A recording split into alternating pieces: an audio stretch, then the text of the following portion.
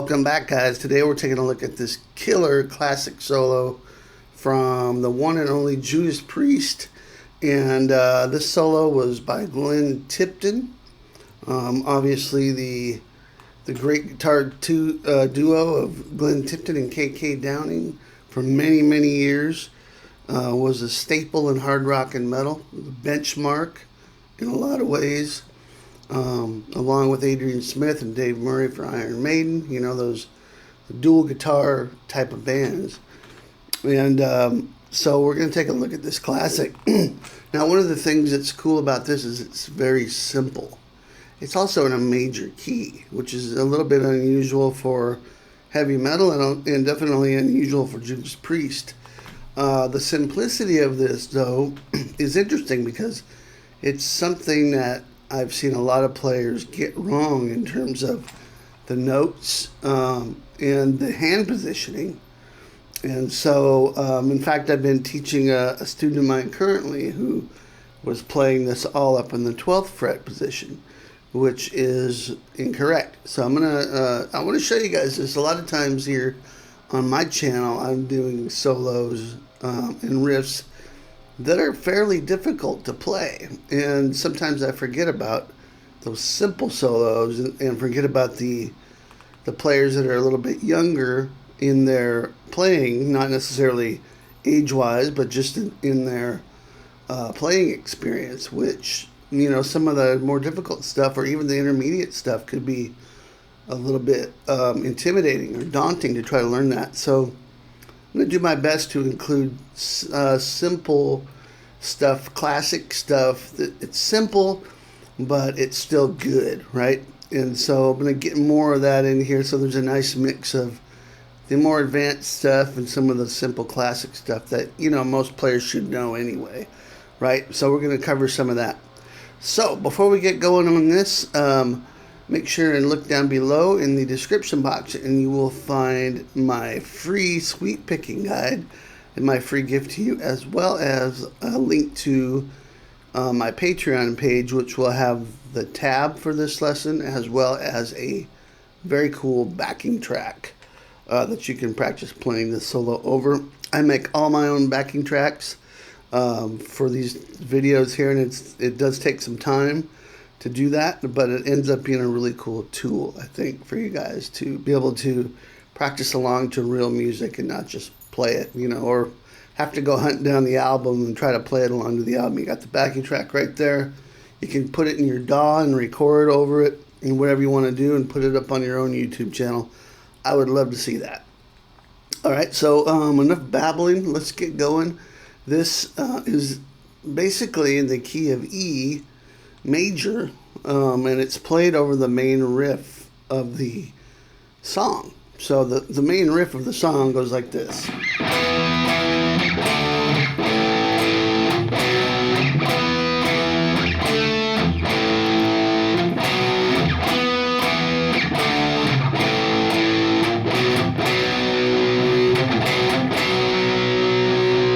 Okay, so key of E, we're playing an E, D, these are all power chords, A, B, and then to A, and then it repeats the cycle, and it ends before going back into the next verse after the solo. And so what we have here is sort of an open canvas to play E minor or E major, and Glenn chose to play a little bit of a mix of major and minor, and I'll show you what I mean. So what we're going to do is we're going to come out of this right before the solo. It goes into this.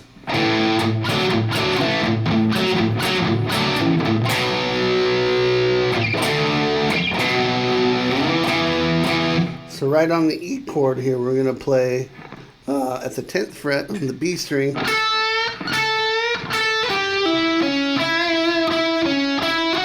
Now notice, we're playing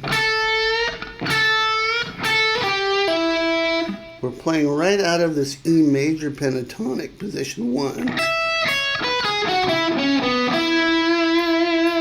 at the 9th fret.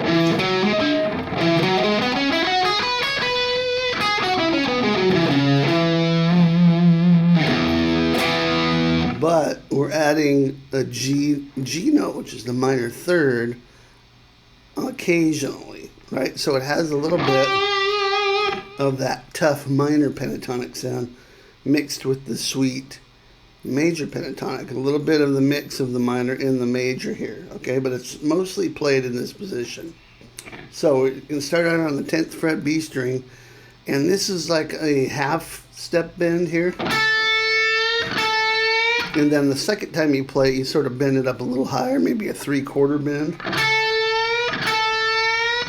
And then you just play 10 on the B. Then you're going to pull off. So you go to that G note on the G string, 12th fret, and pull off from 12 to 9 on the G.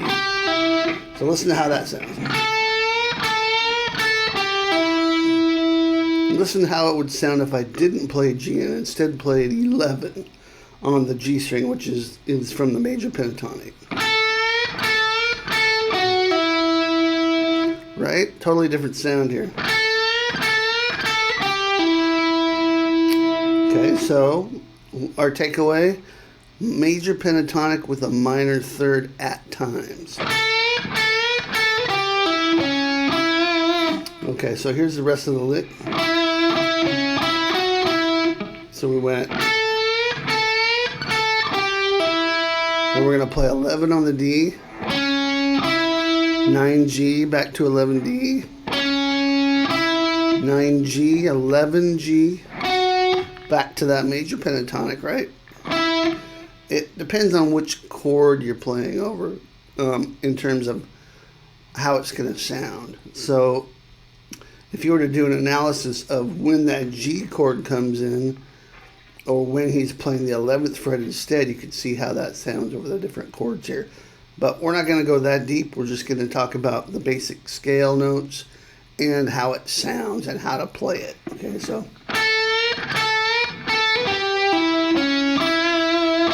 now notice you're adding a little vibrato there.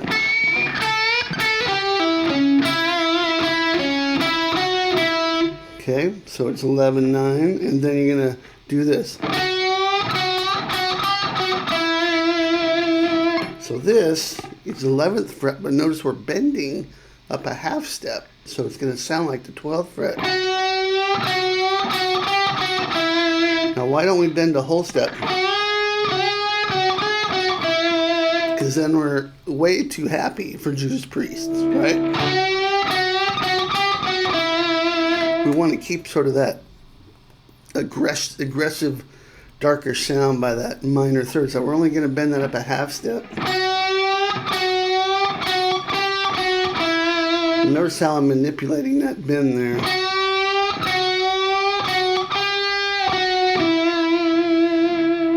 Okay, so let me play it from the top.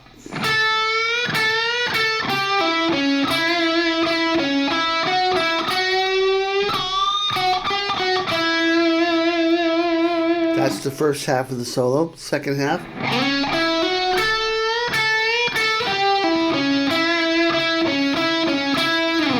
Exactly the same, except there's a pickup at the beginning. So we're going to play 11 on the D, 9, hammer on to 11 on the G. So 11D, 9G, 11G. Now we're back to the... And on this second time I play the 10th fret on the B, I bend that up a whole step. It's totally up to you on this note, how you want to manipulate that. It sounds good a half step, sounds good a quarter step, it sounds good 3/4, it sounds good full. I think most times it's played kind of like more of like a half step or 3/4 bend there. So here's the lick again.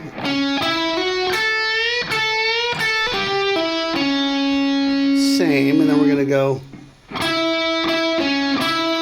Okay, so the last part of the lick, one more time.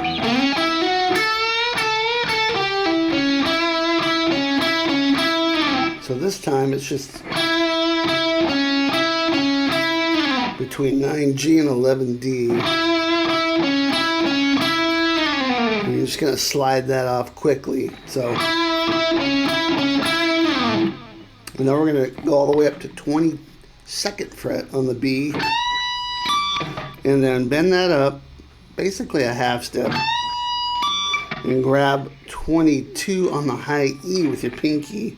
So I'm playing 22 on the B with my ring finger. 22 on the high E with the pinky. And then we're going to go bend 22 on B, a half step, release it to 22, and then pull off to 20, and then play 22 on the B and bend it up a whole step. So add some vibrato at the end. That's the end of the solo. It's a little tough to get it up into those little small frets up there depending on your guitar. So squeeze those little sausages in there. And that's it. So let me do the whole solo slow.